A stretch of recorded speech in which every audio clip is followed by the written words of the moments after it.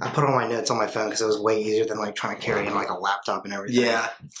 Okay, let me see my questions. Okay.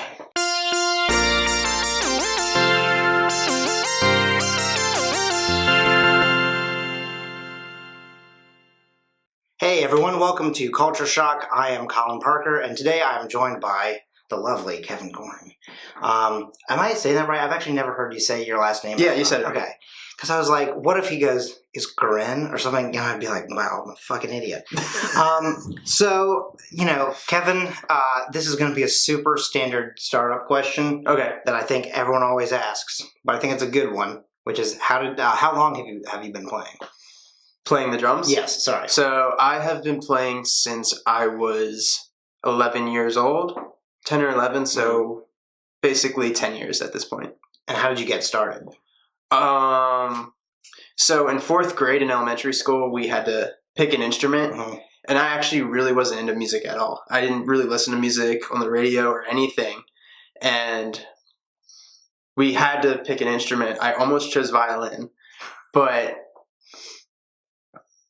I went through violin, and again, that was kind of tricky because you have to get the right angle to get the right tones.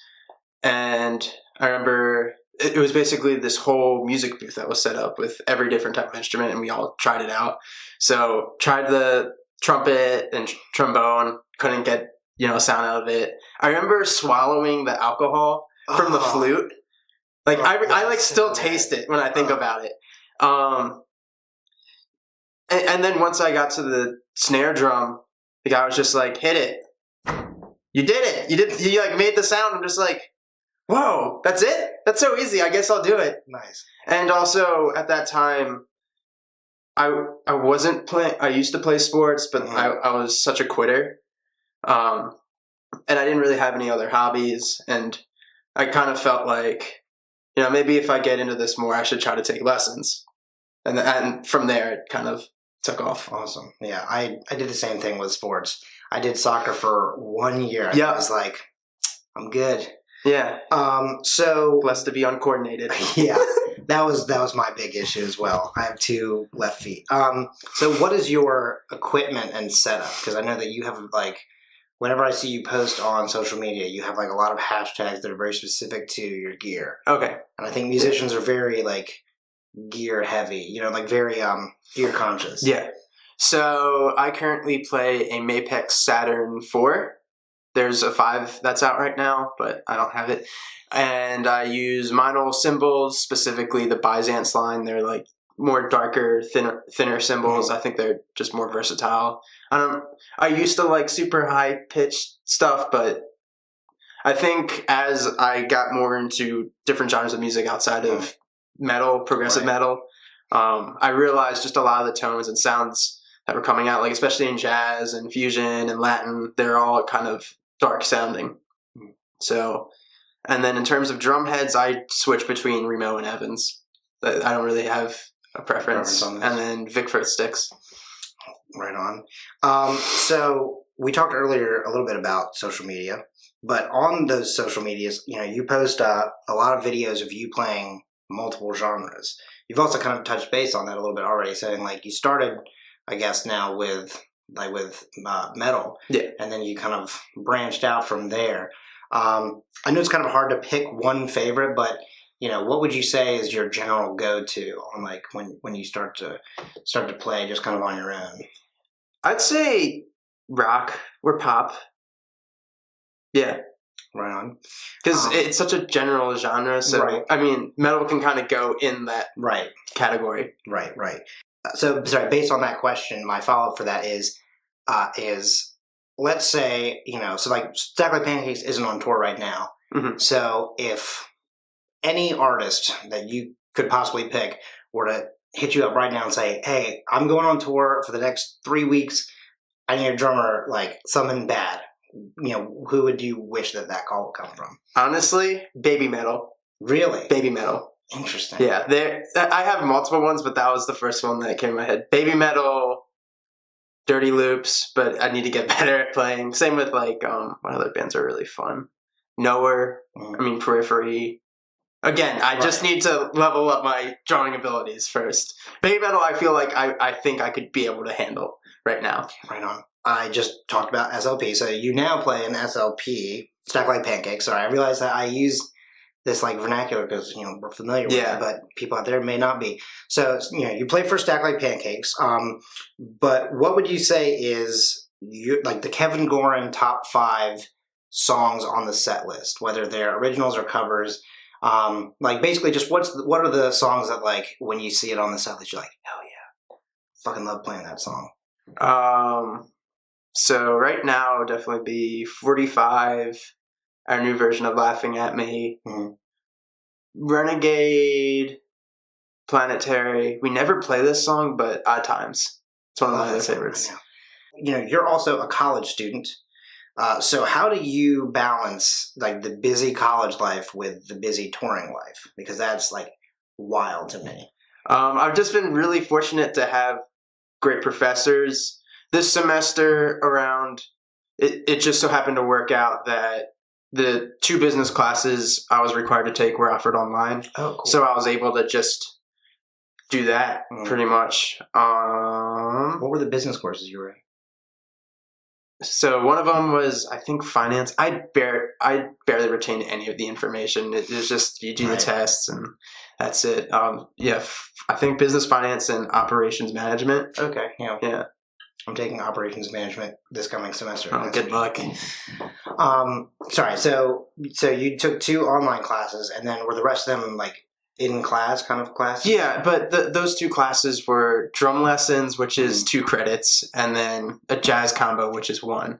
And both of them, they're music classes, and they understand, hey, this is what we're trying to push you guys to do. Exactly. So it's like, we'll excuse you for missing 3 to 4 rehearsals. I don't know if they want to do that every other semester, but it just varies depending on how long we're on the road for. In the spring, we were only on tour for about 2.5 weeks, and that happened to co-align with my spring break. Right, yeah. So I was able to do a full semester, and I missed maybe a few weeks worth of schoolwork, but again, all my professors were really supportive, and they saw that I work hard at what I do, and I care, and look, I'm trying to apply all this stuff that you're teaching me to the whole business music world, and all of them like deeply appreciate that. Exactly, yeah. No, I feel you on that. And so how much time do you have left in college? At this point, I want to say I have 11 classes left. So if I go back full time every other semester, which won't happen probably, I'll be done earliest spring of next year, spring of 2019. But most likely, if the band keeps touring and I'm consistently doing part time, probably 2020s.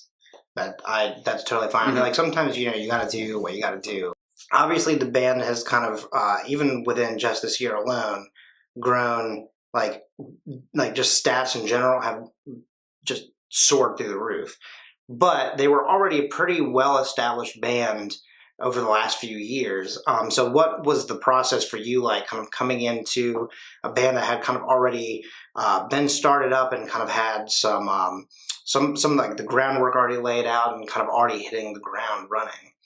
Okay, so my first gig with the band was in 2014 in the fall. I was subbing in for the previous drummer, Daryl, and I did a Scalloween gig at the Auto Bar, and they thankfully enjoyed my time working with them, and so I was kind of on like the go-to list. If Daryl can't do a gig, we'll call him up.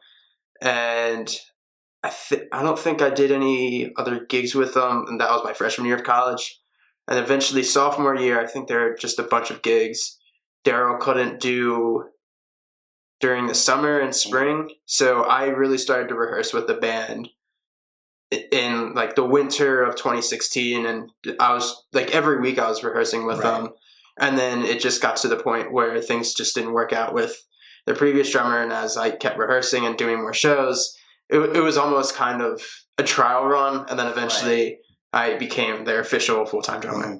Nice. In the summer of 2016. And so what has it been like kind of then jumping into that system and having like a pretty well-established like fan base who are then now like, Kevin, I mean like especially on Twitter, I feel like people like fucking like love the hell out of you. I mean, I think people love the hell out of you no matter what. But I mean, like on Twitter, you know, like if anyone gives you any kind of flack, they're like, "Dude, back off, Kevin. You know, Kevin's too precious." You know, so like, what is the Pancake Nation been like? You know, kind of getting into that. I've always equally loved in terms of like what I guess my goal or purpose of like playing music is.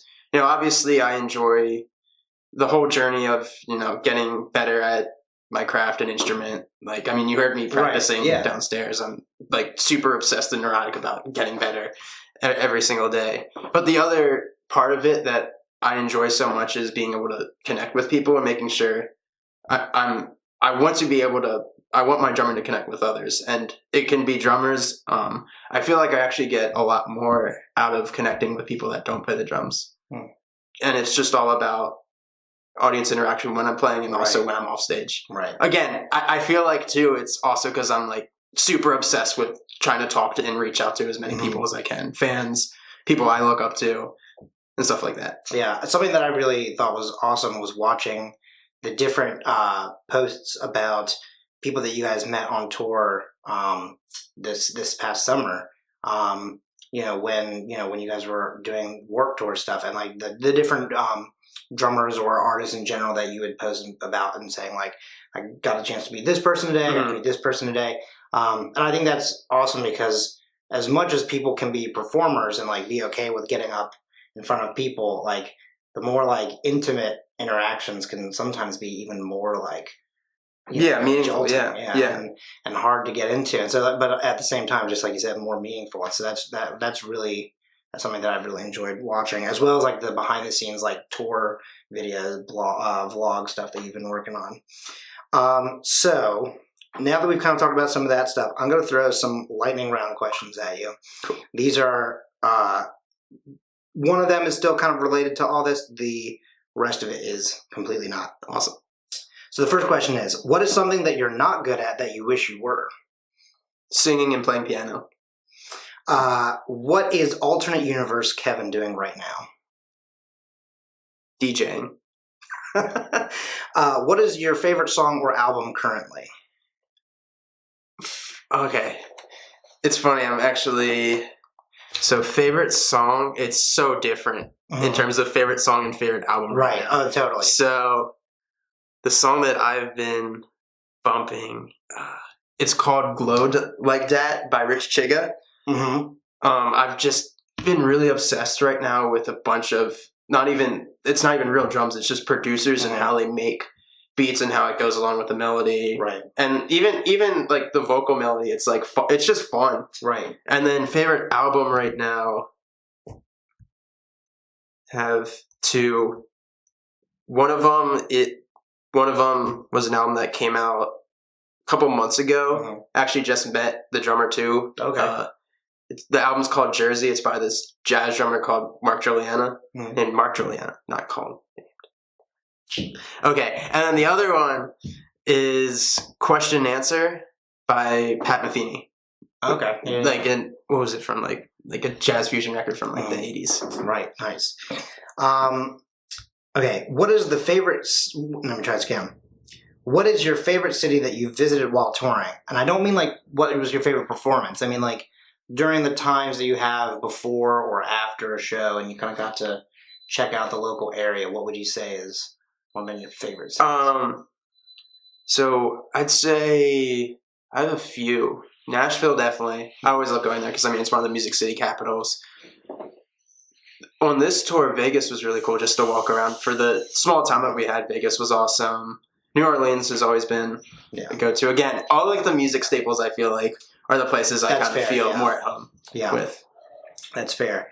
And then the last lightning round question is would you rather cuddle a baby panda or a baby penguin? Baby panda, because I feel like it's furrier and softer. And okay, so the last thing is that you posted recently that you are doing lessons whether in person or online. So if someone wants to contact you to talk about that sort of stuff, where can they find you? You can just email me at kevingoren@gmail.com. And you can also send me a personal message on Facebook, Instagram, and Twitter. Right on. Well, thank you so much for your time, Kevin. Yeah, thank you, Pleasure guys. as always. Yeah, likewise.